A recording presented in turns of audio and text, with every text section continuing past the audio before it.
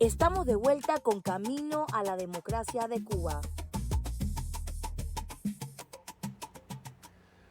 Hay una pregunta muy común y es ¿por qué Miami está tan poblado de cubanos?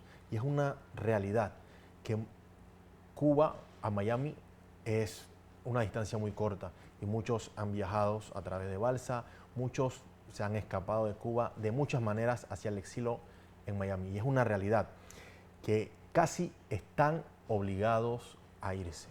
La migración cubana es una realidad desde hace muchos años. Vamos a ver las siguientes imágenes.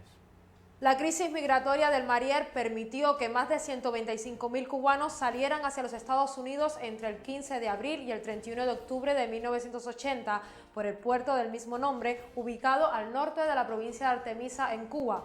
Esta cifra superó el éxodo de Camariocas del año 1965, en que salieron de la isla aproximadamente 30.000 ciudadanos con igual destino. A los cubanos emigrados durante este periodo se les conoce desde entonces como los marielitos. La historia sitúa el origen de este acontecimiento en el asalto a la Embajada del Perú el 1 de abril de 1980 por un grupo de civiles cubanos que viajaban a bordo de un autobús público y lo empotraron contra la reja con el objetivo de entrar al recinto y solicitar asilo político. Como respuesta, el presidente cubano Fidel Castro advirtió a la Embajada del Perú, país con el que mantenía relaciones tensas, con retirar la protección si no entregaban a los asaltantes. La embajada se negó y les concedió protección diplomática. Días después, el gobierno cubano hizo público que todo el que quiera asilarse en la embajada podría hacerlo sin represalias. La respuesta de la población desbordó las previsiones y en solo unos días más de 10.000 cubanos se refugiaron en los jardines de dicha embajada.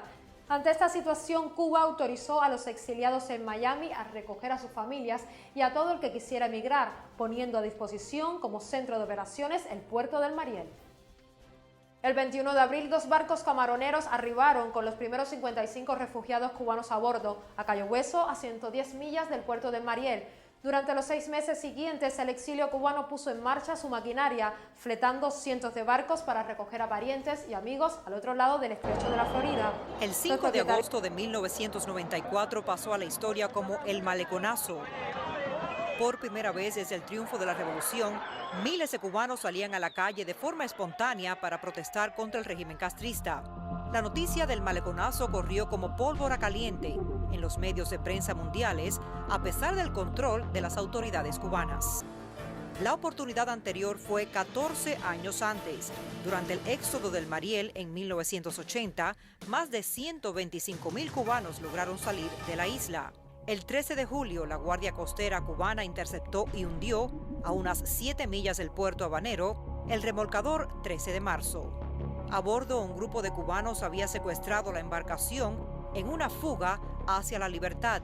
En la tragedia murieron 39 personas. Muchos analistas coinciden en que este hecho fue la gota que colmó la copa de escasez y vicisitudes del llamado periodo especial, herencia dejada por la caída del bloque soviético. Ibas al mercado y la gente se ponía a protestar porque no había las cosas, la gente estaba hastiada de tantos años de prohibiciones y sin ver un resultado. Y entonces era una situación de verdad que insostenible prácticamente. Pero lo peor estaba aún por llegar. Quien vino y me contó que había balseros saliendo por Cojima. En un Chevy del 57, un chofer me llevó allá. Era oscuro, pero podían verse las figuras. Había mucha conmoción. El gobierno inteligentemente dijo, bueno, el que se quiera ir, que se vaya. Y entonces, ¿qué pasa? Que ya la gente vio otra escapatoria. Aquella gente parece que cogieron agua y están en candela ahí. Las primeras luces del día siguiente mostrarían un panorama nunca antes visto. La falta de acceso a madera y materiales impermeables por parte de la población enciende la creatividad de los cubanos. Mejorar la vida, trabajar. Escenas como esta se multiplicaban en muchas de las vías que conducían al mar. Hay historias de cubanos que han conseguido salir del país haciendo windsurf, kitesurf o incluso en una camioneta. Por ello, ser surfista en Cuba muchas veces ha estado perseguido. Un deporte acuático que a veces ha sido considerado una amenaza de escape de la isla. Pero una pasión tan grande no la frena ninguna política ni régimen. ¿Te ha pasado que ha ido la policía y no te ha permitido surfear o te ha sacado del agua? Sí, muchas veces. Y muchas veces me persiguieron por toda la costa y tuve que escaparme porque ya te empezaron a poner multas que ya eran impagables y tenías que jugarte el pellejo. Cuba era como una prisión que no quería que te escaparas de ahí. Todo deporte de mar está como que, cuidado, hay que ver qué tipo de persona lo practica y todo lo que flotara serviría para escapar. Es que ahí hay una corrida de tiburones que en una tabla de surf normal no llegas. Se usaba mucho más meterse con tablas de madera, tablas de plywood. La mesa de las escuelas, nos metíamos en las escuelas que estaban medio abandonadas y esa era la mejor madera que encontrábamos. No estaba muy bien hecho, pero en Cuba nunca ha sido fácil encontrar un material de surf porque nunca ha existido un surf shop. Iban extranjeros y de pronto querían vender la tabla, muchos la donaban. Déjame aclararte esto, porque esto me gustaría que lo pusieras. Claro. Como Cuba es una dictadura y es totalitaria, finalmente termina abarcándolo todo y convirtiéndolo todo en política.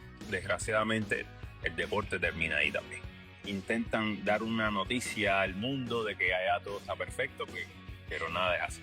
No me creo que yo esté fuera de Cuba. Como imagínate que nazcas en una prisión y que de pronto te diga, puedes salir a tal sitio que es el sitio de tus sueños a hacer surf. Pellízcame que estoy soñando. Y esperando que en Cuba se caiga el comunismo, a regresar a mi casa, que la tengo allá. Hay muy buenas olas y hay sitios que están en secreto todavía. Claro, eso no lo sacamos, no te preocupes. Puedes poner que existen, pero que están en secreto. Pues vale, perfecto. Cuba y Estados Unidos están separados por apenas 140 kilómetros de mar.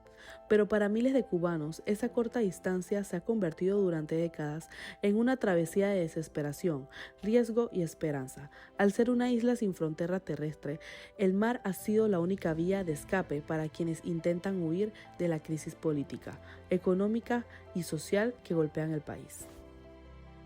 El fenómeno de los balseros no es reciente ni pasajero, es un reflejo de una realidad que ha empujado a generaciones enteras a lanzarse al océano buscando libertad, estabilidad y un futuro mejor. La Guardia Costera de Estados Unidos intercepta cada año miles de migrantes cubanos en el estrecho de Florida y rutas hacia Puerto Rico.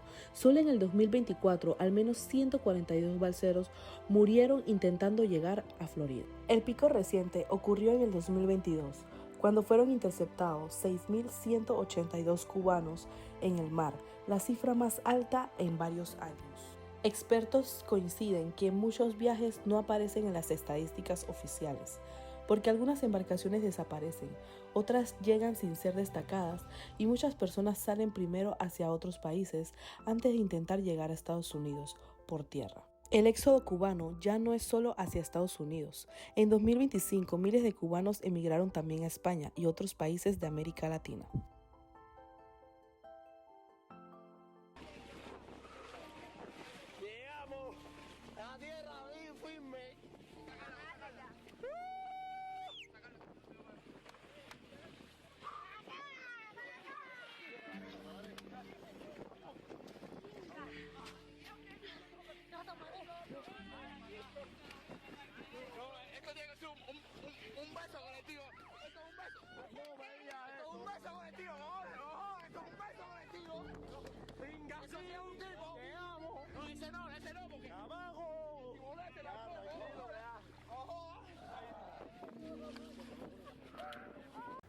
Así como vieron en las imágenes, es una realidad que muchos cubanos viajan, desean viajar para poder hacer una vida nueva. Muchos de ellos dejan a su familia atrás, dejan una historia, dejan un hogar, todo para mejorar su calidad de vida y mejorar la calidad de vida de los familiares que dejan en la isla.